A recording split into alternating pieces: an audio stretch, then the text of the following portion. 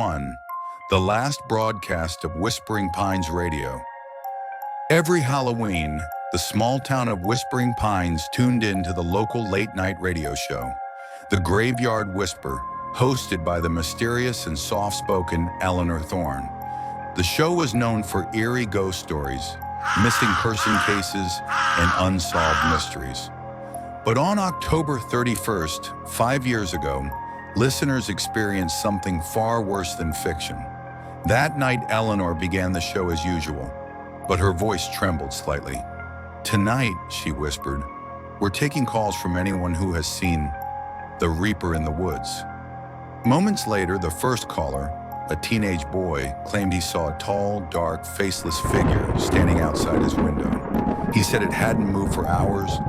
As he described it, listeners heard scratching, not from the phone line, but from Eleanor's studio microphone. Eleanor paused. "Something's at my window, too." More calls flooded in. A woman whispering that her husband stood outside their house, smiling, but he died last week.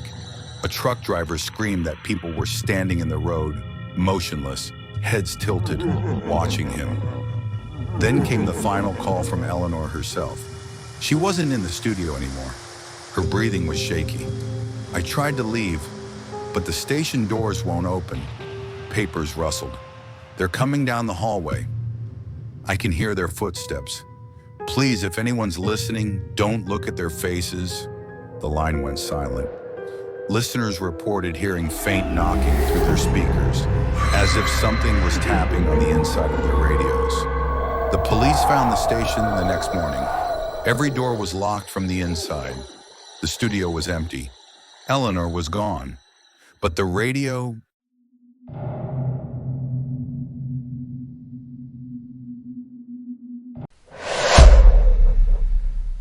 Story 2.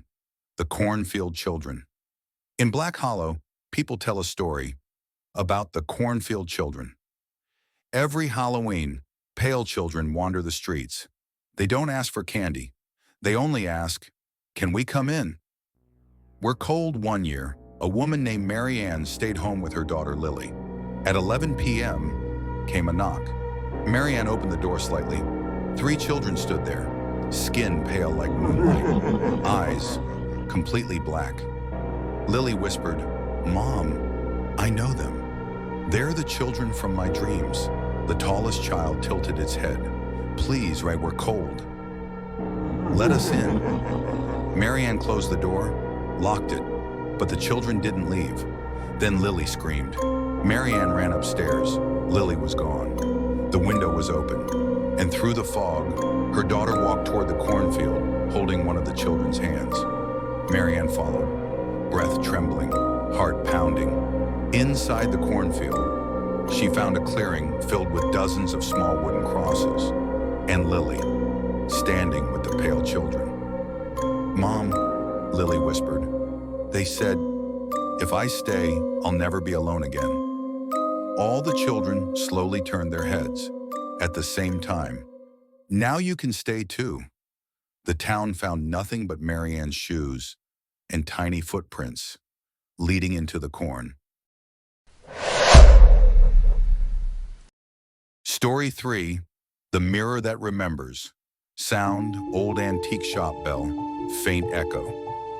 Arthur bought an old mirror from an estate sale. Tall, gold-framed, dusty. The seller only said, "Don't let it face your bed and never look into it." After midnight, Arthur ignored the warning. That night, he dreamed of someone standing at the foot of his bed, a dark figure, watching him, but he wasn't seeing it with his own eyes. He was seeing it through the mirror. Every night, the figure stood closer, and it began to smile. On Halloween night, Arthur stayed awake. At 12:03 a.m., the lights flickered. He looked at the mirror. His reflection didn't move. Then, it smiled and wrote with a finger on the inside of the glass, "Let me in." Sound, glass distortion, low rumble. His reflection stepped forward. The mirror rippled like water. That was the last time anyone heard Arthur's voice. A scream, shattering glass. Police found the mirror unbroken, but Arthur was gone. Fingerprints covered the inside of the glass. And now, if you stand before that mirror at midnight, your reflection smiles. Before you do,